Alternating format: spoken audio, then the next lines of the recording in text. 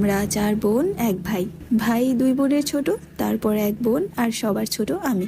আমার পরিবারের সবাই চট্টগ্রামে থাকতো। আমার বাবার ওখানে ছোটখাটো একটা ব্যবসা ছিল।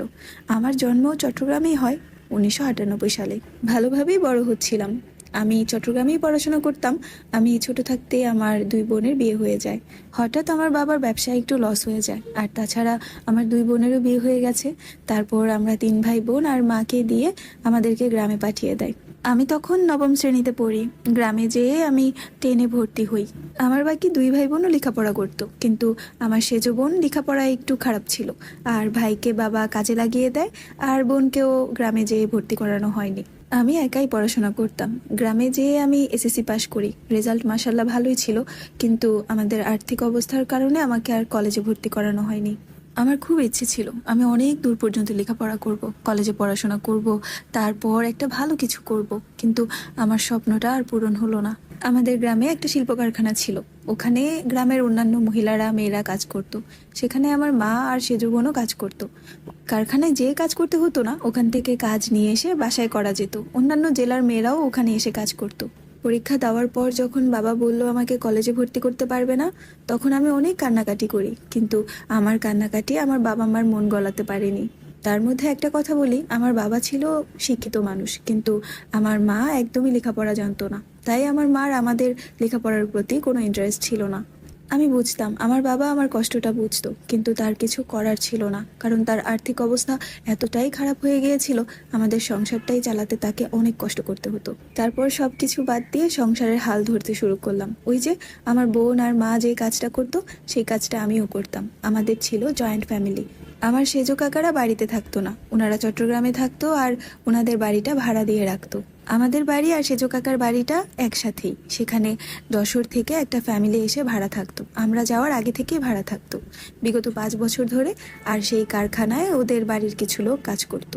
আমরা এসে ওনাদেরকে আমাদের বাড়িতেই পাই। ওই ভাড়াটিয়ার একটা চাচাতো ভাই ছিল, ওনাদের সাথেই থাকতো আর ওই কারখানায় কাজ করতো। ওরা 2 ভাই বোন, ওদের বাবা ছিল না। ও যখন ছোট তখন ওর বাবা মারা যায়। ও ক্লাস 7 পর্যন্ত পড়াশোনা করেছে, তারপরে আর পড়াশোনা করতে পারেনি। যশোর থেকে আমাদের কুমিল্লা জেলায় এসে আমাদের গ্রামের ওই কারখানায় কাজ করতো। আমার রেজাল্টের 2 মাস পর হঠাৎ একদিন ও আমাকে প্রপোজ করে, কিন্তু আমি 7-5 না ভেবে ডাইরেক্ট ওকে না করে দেই। কেননা আমার বাবা ছিল প্রচণ্ড রকমের রাগী একজন মানুষ, আর তাছাড়া এত দূরে এটা কখনোই মেনে নিবে না। আর আমি আমার স্কুল লাইফে কখনো কোনো বন্ধু বান্ধবীও পাতাইনি। আমি বেশি মানুষের সাথে মিশে চলতে পারতাম না, বেশি বন্ধুত্বও করতাম না। আমি আমার মতো থাকতাম। বাড়িতে এসে চাচাতো ভাই বোনের সাথে কথাবার্তা বলতাম, বা আশেপাশের মেয়েদের সাথে কথা বলতাম। তারপর সেই ছেলেটা ওই মেয়েদের হাতে পায়ে ধরা শুরু করলো, যাতে করে আমি ওর সাথে একটু কথা বলি। তখন এত একটা ঘরে ঘরে ফোন ছিল না। আমাদের ঘরে একটা 1100 মডেলের ফোন ছিল। বাবা চট্টগ্রামে থাকতো, আর 2 বোনকে বিয়ে দিয়ে দেওয়ার কারণে আমাদের বাড়িতে এই ফোনটাই দিয়েছিল বাবা, যাতে করে সবার সাথে যোগাযোগ করতে পারি। আর ওই দিক দিয়ে এই ছেলেটা পাগল হয়ে গেছিল আমার সাথে কথা বলার জন্য। আমি আমার চাচাতো বোনদেরকে মানা করেছি, এটা ওর কোনোভাবে মেনে নিতে পারছিল না। ওর কথা ছিল যে আমার মুখ থেকে শুনবে। তারপরে আমি আমাদের এই ফোন নাম্বারটা আমার চাচাতো বোনের মাধ্যমে ওকে দেই। এই করতে করতে 3 মাস পার হয়ে গেছে, কিন্তু ফোন নাম্বারটা দেওয়ার 1 সপ্তাহ পরে আননোন নাম্বার থেকে একটা কল আসে। সেই কলটা রিসিভ করে আমার বোন। আমার বোন ফোন রিসিভ করার পরে ও কোনো কথা বলে না। তারপর আমার বোন রং নাম্বার বলে ফোনটা কেটে দেয়। আর এরই মধ্যে আমার সেজো বোনের বিয়ের কথাও চলছিল। আমার বোনের বিয়ে ঠিক হওয়ার 1 সপ্তাহের মধ্যে আমার বোনের বিয়েও হয়ে যায়। আর বিয়ের দিন ওই ছেলেটা আমার পিছন পিছন খালি ঘুরতে থাকে, কিন্তু আমার কাছে ভালো লাগতো না, কেননা ওকে আমার পছন্দ ছিল না। ও অনেক বেশি হ্যাংলা ছিল, আর দেখতেও আমার কাছে ভালো লাগতো না। আমার বোনের বিয়ে হয়ে যাওয়ার 1 সপ্তাহ পরে ও আবার আমাদের বাড়িতে ফোন দেয়। তখন ফোনটা রিসিভ করি আমি। আর এইদিকে একই বাড়িতে থাকার কারণে আমাদের বাড়ির সবকিছুই ও দেখতো, ওদের বাড়িরও আমি দেখতাম। আমি যখন ফোনটা রিসিভ করলাম তখন ও জানালা দিয়ে দেখতেছিল।